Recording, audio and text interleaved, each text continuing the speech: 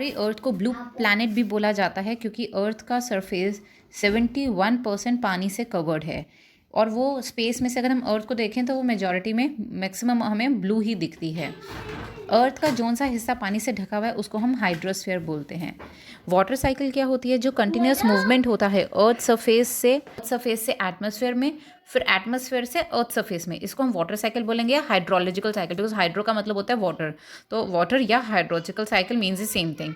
पानी जो हमारा अर्थ के ऊपर है वो एवापोरेट होता है सन की हीट की वजह से, और वो एटमॉस्फेयर में जाता है वाटर वेपर्स की फॉर्म में।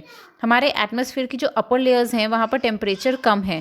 टेम्परेचर कम होने की वजह से जो वाटर वेपर्स हैं वो कंडेंस होते हैं, और वाटर वेपर कंडेंस होकर मतलब ठंडे होकर वो वाटर ड्रॉपलेट्स में कन्वर्ट हो जाते हैं। अब ये वाटर ड्रॉपलेट्स आपस में जुड़ जुड़ के क्लाउड्स बना देते हैं। अब ये जब क्लाउड्स सेचुरेट हो जाते हैं, सेचुरेट मतलब उनकी कैपेसिटी खत्म हो जाती है और वाटर ड्रॉपलेट्स को स्टोर करने की या वाटर वेपर्स को स्टोर करने की, जब सेचुरेट हो जाते हैं मतलब उनकी और कैपेसिटी नहीं रहती है पानी को होल्ड करने की। जैसे आप सोचो कोई बैग है, उसकी जो कैपेसिटी, आपने उतना पानी भर दिया, अब उससे ज़्यादा कैपेसिटी से पानी भरोगे तो बचा हुआ पानी क्या होगा? गिरने लगेगा। ऐसे कि क्लाउड्स की अपनी सेचुरेशन होती है जब वो हेवी हो जाते हैं और उनकी कैपेसिटी नहीं रहती और वाटर ड्रॉपलेट्स को उसमें रखने की, क्लाउड्स में रखने की, तो वो पानी को नीचे फेंकने लगते हैं, पानी नीचे आने लगता है in the form of rain या स्नो। इस प्रोसेस को हम बोलते हैं प्रेसिपिटेशन।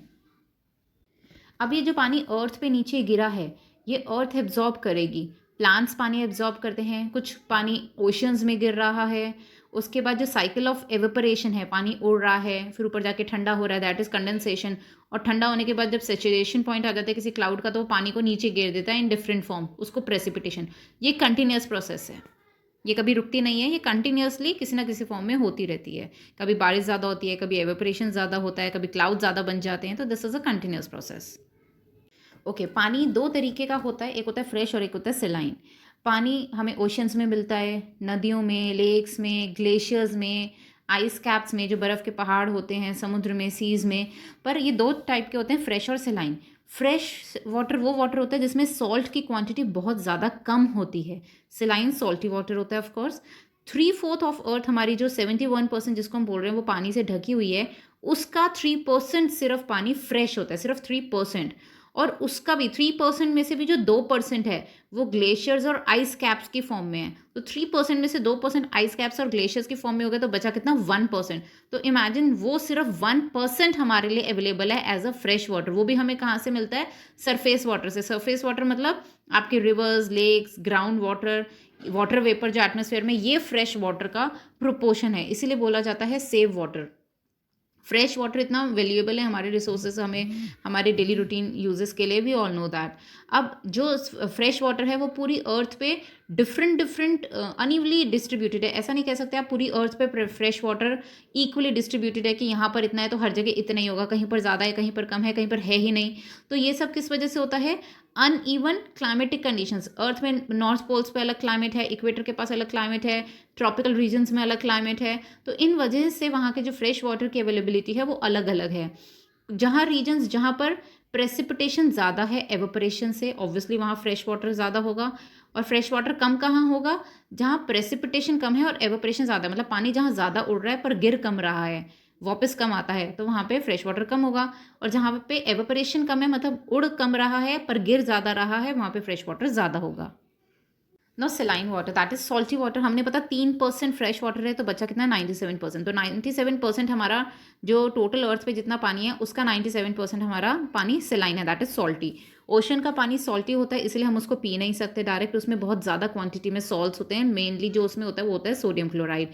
आप इतना समझ लो, हर 1 kg ऑफ ओशन वाटर या 1000 ग्राम्स ऑफ ओशन वाटर में 35 ग्राम्स उसमें डिजॉल्व सॉल्ट्स हैं, मतलब इतना प्रोपोर्शन है, 35:1000 का रेशियो है। तो जो सेलाइनिटी का अमाउंट है वो अगेन वेरी करता है ओशन के एक पार्ट से दूसरे पार्ट में। जैसे ओशन के किसी पार्ट में बहुत ज़्यादा सेलाइनिटी है और किसी पार्ट में कम है, वो किस वजह से? वो अलग अलग फैक्टर्स की वजह से है। रेट ऑफ एवेपरेशन मैटर करता है कि एवेपरेशन कितना हो रहा है। जितना ज़्यादा एवेपरेशन होगा उतना ही ज़्यादा वहाँ पर सेलाइनिटी होगी। ट्रॉपिकल रीजन्स में काफ़ी हाई सेलाइनिटी होती है और पोलर रीजन्स में कम होती है, क्योंकि पोलर रीजन्स में पानी ही ज़्यादा नहीं होता एवेपोरेट होने के लिए, वहाँ पे आइस फॉर्म में ज़्यादा मिलेगा आपको पानी, तो वहाँ पर एवेपोरेशन कम है तो सेलाइनिटी कम है। एवेपोरेशन जहाँ ज़्यादा होगा सेलाइनिटी वहाँ पे ज़्यादा होगी। Now amount of fresh water that is added to the ocean, ये भी रिस्पॉन्सिबल है जितना फ्रेश पानी ओशन में ऐड हो रहा है। अब जहाँ पर फ्रेश वाटर ज़्यादा ऐड होगा वहाँ पे ऑब्वियसली फ्रेश वाटर में सॉल्ट कंटेंट कम होता है, तो वहाँ पे सलाइनिटी कम होगी। इक्वेटोरियल रीजन्स, जहाँ पर इक्वेटर के पास के रीजन्स हैं, वहाँ पे हीट बहुत ज़्यादा होती है। हीट ज़्यादा है मतलब एवेपोरेशन ज़्यादा है, मतलब रेनफॉल ज़्यादा है। तो पूरे साल इक्वेटोरियल रीजन्स में हेवी रेनफॉल होती है। हेवी रेनफॉल होने की वजह से कुछ जैसे रिवर्स हैं अमेजोन, कॉन्गो, यहाँ पर फ्रेश वाटर, इन रिवर्स के थ्रू फ्रेश वाटर बहुत ज़्यादा ऐड होता है ओशंस में। ओशंस में जब फ्रेश वाटर ऐड होता है तो उसकी जो सॉल्टीनेस होती है वो डाइल्यूट हो जाती है, और जो ओशन का पानी है वो लेस सेलाइन हो जाता है। अब कुछ ऐसे सीज हैं जो एनक्लोज्ड हैं, जो बंद हैं, मतलब जिनकी कनेक्टिविटी नहीं है। तो कुछ ऐसे सीज हैं जो पार्टली या कंप्लीटली एनक्लोज्ड होते हैं, जैसे डेड सी है, तो उसकी बहुत ज़्यादा हाई सेलाइनिटी है। क्यों? क्योंकि इन समुद्रों का पानी ओशन के साथ फ्रीली नहीं मिक्स हो पाता। तो इसीलिए जो ओपन सीज हैं उसमें करंट फ्लो फ्रीली होता है और उसमें लो सेलाइनिटी होती है, क्योंकि उसमें फ्रेश वाटर मिक्स होता रहता है। अब जो जिस सी में फ्रेश वाटर मिक्स ही नहीं हो पा रहा है तो उसमें सेलाइनिटी ज़्यादा ही होगी। अब वाटर बॉडीज कैसे डिस्ट्रीब्यूट हुई है हमारी अर्थ के ऊपर? जो हमारी अर्थ दो हिस्सों में डिवाइडेड है, northern hemisphere and southern hemisphere. Northern hemisphere में लैंड ज़्यादा है और सदर्न हेमिस्फेयर में वाटर कंटेंट ज़्यादा है। सदर्न हेमिस्फेयर को इसीलिए वाटर हेमिस्फेयर भी बोला जाता है। आप और ध्यान से देखो तो नीचे पानी ज़्यादा और लैंड आपको कम दिखता है। तो जितना भी ज़्यादा पानी का जो बॉडीज़ हैं साउथ की साइड, साउथ सदर्न, आप सदर्न हेमिस्फीयर में या नॉर्दर्न में भी जो भी हैं, तो वो डिवाइडेड हैं ओशियंस में, सीज़ में, बेज में, गल्फ्स में, इन टाइप्स में डिवाइडेड है। हमें पता है 5 ओशियंस होते हैं हमारे, Pacific, Atlantic, Indian, Arctic and southern ocean. ना ओशन का टेम्परेचर कैसा रहता है? Temperature of ocean is not same everywhere, वो जगह जगह पर डिफरेंट डिफरेंट होता है। जो ओशन इक्वेटोरियल रीजन के पास होगा वहाँ पे उसका टेम्परेचर ज़्यादा होगा, और जो ओशन का पार्ट पोल्स के पास होगा वो कोल्डेस्ट होगा। ओशन वाटर एनर्जी अपनी ऑब्वियसली सन से ही रिसीव करता है। और दूसरा फैक्टर है ओशन करेंट्स। अगर वहाँ पे वार्म करेंट्स हैं ओशन के अंदर तो वहाँ पे टेम्परेचर ज़्यादा होगा, और ओशन में अगर कहीं पर कोल्ड करेंट्स है तो वहाँ पर टेम्परेचर कम होगा। अब ओशन वाटर का मूवमेंट कैसे होता है, उसका सर्कुलेशन कैसे होता है? ओशंस में पानी कंटिन्यूसली मूव कर रहा होता है। दो तरीके से मूव करता है, या वर्टिकली या हॉरिजॉन्टली। जो मूवमेंट होता है पानी का वो 3 तरीके से हो सकता है, या तो वेव्स, टाइड्स या ओशन करेंट्स। अगर तो मूवमेंट हॉरिजॉन्टल मूवमेंट है तो या तो वो वेव्स होंगी या वो ओशन करेंट्स होंगे, और अगर वो मूवमेंट वर्टिकल होगा तो वो टाइड्स होंगे। आपने देखा होगा समुद्रों में, ओशंस में वेव्स आती है तो हॉरिजॉन्टल चलती हैं, और ओशन करेंट्स आते हैं तो भी वो हॉरिजॉन्टल चलते हैं, और जब वो टाइड आती है तो नीचे से ऊपर उठती है तो वो वर्टिकल मूवमेंट हो जाता है। ना व्हाट आर वेव्स? हम जब वेव्स को देखते हैं तो हमें ऐसा लगता है कि पानी बहकर आगे आ रहा है, पर एक्चुअली ऐसा होता नहीं है। वेव्स हमारी ऑसिलेटरी मूवमेंट्स होती हैं, मतलब ऊपर नीचे मूवमेंट होता है। वो होता क्या है? हम देखते हैं कंटिन्यूसली पानी ऊपर नीचे हो रहा है, दैट इज़, पर वो चलता आगे पीछे है, तो दैट इज़ हॉरिजॉन्टल मूवमेंट। होता क्या है, जब हवा चलती है, विंड चलती है समुद्र के ऊपर, तो जो समुद्र के ऊपर के जो पार्टिकल्स हैं, वाटर पार्टिकल्स हैं, वो उस हवा के साथ ट्रैवल करते हैं। तो इसीलिए जिस साइड की डायरेक्शन होगी उसी साइड की वेव चलती है। ये जो अप एंड डाउन मूवमेंट होता है वो होता कैसे है?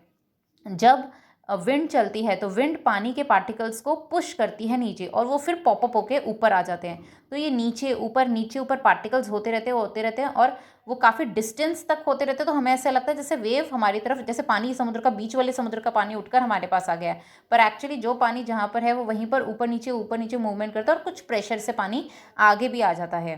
तो ये जो फॉरवर्ड मूवमेंट होता है पानी के पार्टिकल्स का इन अ वेव, वो लिमिटेड होता है। इसीलिए ऐसा नहीं है कि एक वेव आई और वो बहुत दूर तक जाती है। आप कभी भी देख लो, वेव आएगी तो हल्का सा डिस्टेंस ट्रैवल करके वो फिर पीछे चली जाती है। तो जो वेव्स होती हैं वो ग्रेट डिस्टेंसेस ट्रैवल करते हैं, हमें बहुत दूर से दिखती है वेव आते हुए, और कितने किलोमीटर्स तक वेव चलती है।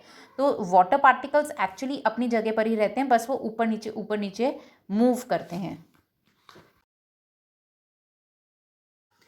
अब यहाँ पर जैसे इस डायग्राम में हमें शो किया गया, ये कुछ टर्म्स दी हुई हैं, ये हमें वेव शो की हुई है। अब देखिए वाटर पार्टिकल है तो ऐसे मूव करेगा, तो जैसे मूव करेगा तो ऐसे लगेगा पानी ऊपर हो गया, नीचे आएगा तो ऐसे लगेगा पानी नीचे आ गया।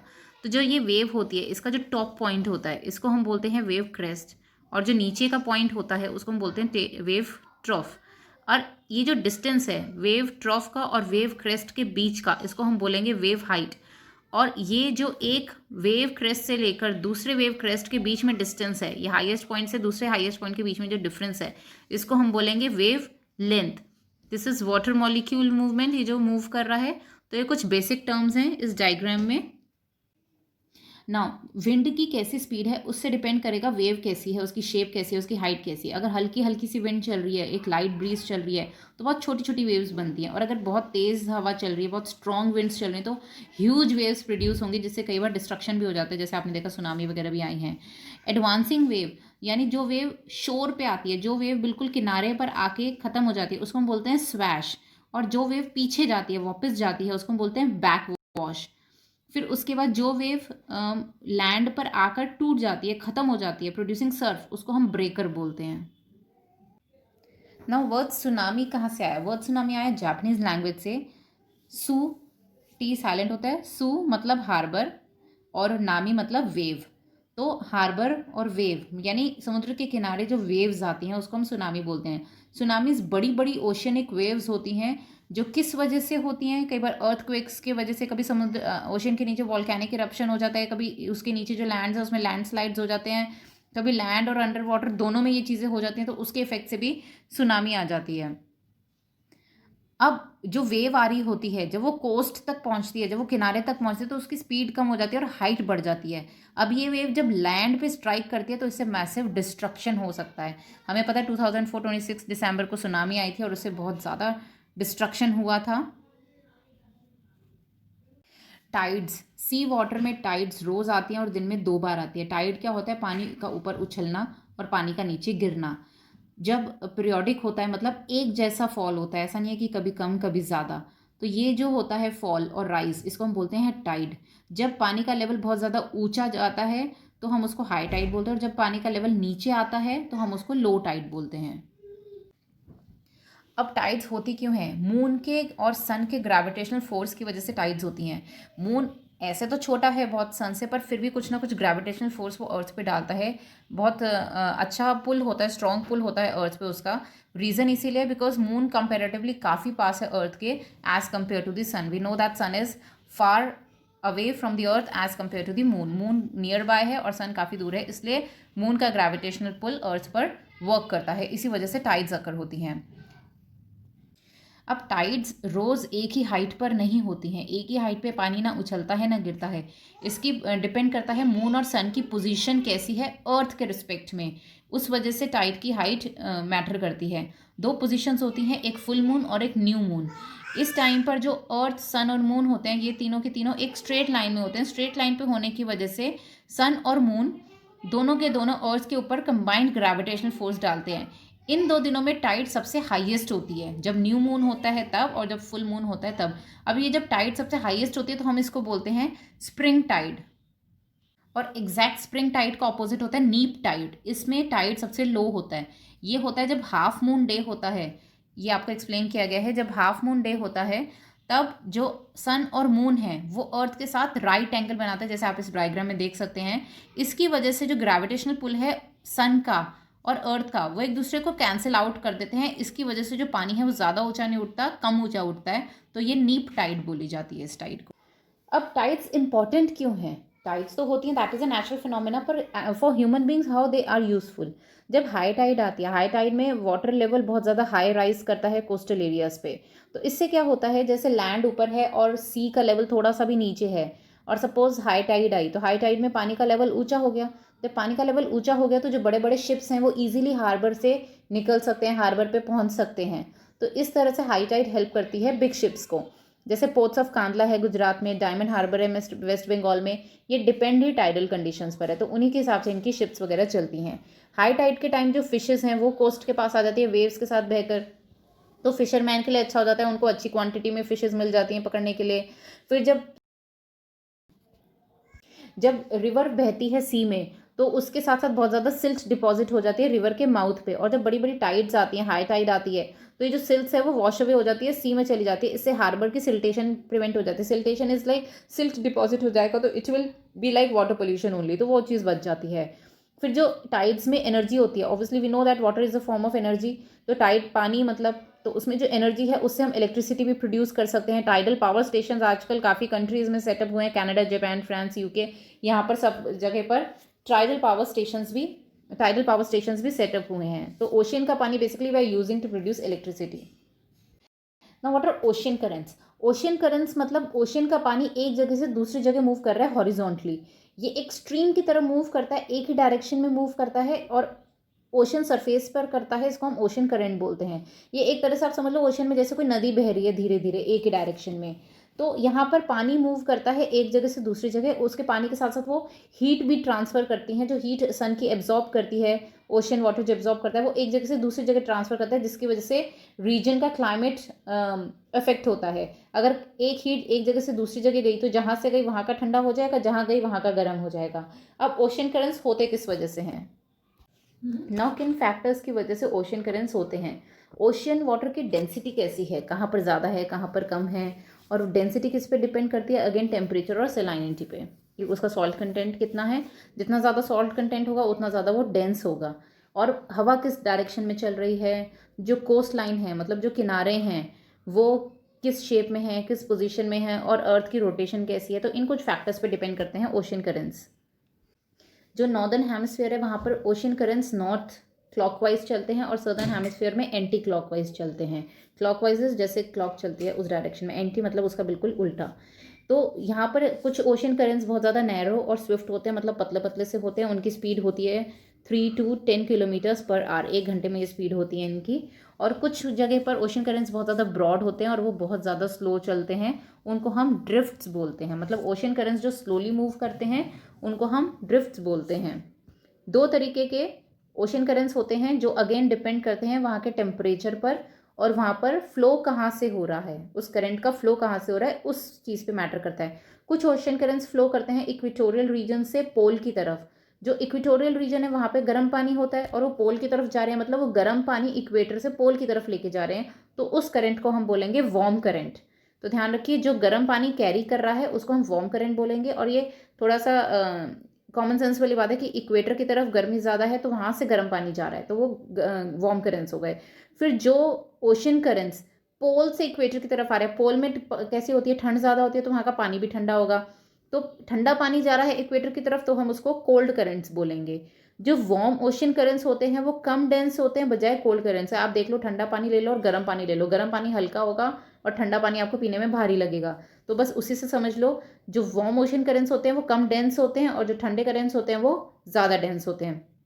और पानी जिसमें लो सेलाइनिटी है, मतलब वो पानी जिसमें सॉल्ट कंटेंट कम है, वो कम डेंस होंगे बजाय उस पानी के जिसमें हाई सेलेनिटी है। मतलब आप 2 ग्लास लो पानी के, ये एक एग्जाम्पल के लिए इससे आप जल्दी समझोगे। 2 ग्लास पानी के लो, एक में चुटकी नमक डाल दो और एक में 3-4 चम्मच नमक डाल दो, तो कौन सा ज़्यादा भरा हुआ लगेगा? ऑब्वियसली जिसमें 3-4 चम्मच नमक का है। तो इसी से समझ लो, जो वाटर में सॉल्ट कंटेंट कम है मतलब लो सेलेनिटी है वो कम डेंस होगा, और वो पानी जिसमें हाई सेलेनिटी है वो ज़्यादा डेंस होगा। नाउ ओशन करेंट्स के इफेक्ट्स क्या हैं? जो वार्म करेंट्स होते हैं वो ऑब्वियसली वहाँ का टेम्परेचर बढ़ा देते हैं जिस कोस्टल रीजन में वो फ्लो कर रहे हैं, और जो कोल्ड करेंट्स है वो टेम्परेचर घटा देते हैं। अब जब वार्म करेंट्स के ऊपर जो हवा बहती है, जो विंड ब्लो करती है, उसके अंदर मॉइस्चर बहुत ज़्यादा होता है, मॉइस्चर ज़्यादा होने की वजह से वहाँ पे रेनफॉल ज़्यादा आएगी।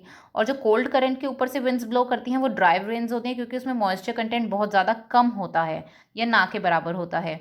इसीलिए डेजर्ट्स में आप देखोगे, जो डेजर्ट्स कॉन्टिनेंट्स की वेस्टर्न साइड्स पर हैं वहाँ पर कोल्ड करंट्स फ्लो करते हैं। अब जब वार्म करंट और कोल्ड करंट आपस में मिलते हैं तब फॉग प्रोड्यूस होती है, और डेंस फॉग प्रोड्यूस होती है। वो इतनी डेंस होती है कि विजिबिलिटी खत्म हो जाती है, आप देख ही नहीं पाते आगे का, और उसी वजह से एक्सीडेंट्स होते हैं। गल्फ स्ट्रीम वार्म स्ट्रीम है, लेब्राडोर करंट कोल्ड करंट है। अब जहाँ पर वार्म और कोल्ड करेंट्स मिलते हैं वहाँ पे छोटे छोटे ऑर्गेनिजम्स जिनको हम प्लैंक्टन्स बोलते हैं वो बहुत ज़्यादा मिलते हैं, और ये प्लैंक्टन्स फिशेस खाती हैं। तो जहाँ पर बेसिकली करेंट्स मिल रहे हैं तो फिशेस के लिए अच्छी जगह है क्योंकि उनको उनका खाना मिल जाता है। फिर ओशन करेंट्स नेविगेशन में भी हेल्प करते हैं। अगर कोई शिप ओशन करंट के साथ मूव कर रही है तो वो ऑब्वियसली फास्ट मूव करेगी, क्योंकि वो उसी के साथ एक तरह से उनको ओशन करंट एक पुश दे रहा है। जिस जिस डायरेक्शन में ओशन करंट जा रहा है उसी डायरेक्शन में शिप जा रही है, तो उससे उसका फ्यूल भी बचेगा और टाइम भी बचेगा। जो वार्म करेंट्स होते हैं वो गर्म हैं तो वो आइसबर्ग्स को मेल्ट कर देते हैं, और उसी वजह से जो शिप्स हैं, अब बीच में आइसबर्ग्स नहीं आएंगे, मतलब छोटे छोटे जो आइस के पहाड़ होते हैं वो नहीं आएंगे, तो शिप्स इजीली और स्मूथली सेल करेंगी उसमें।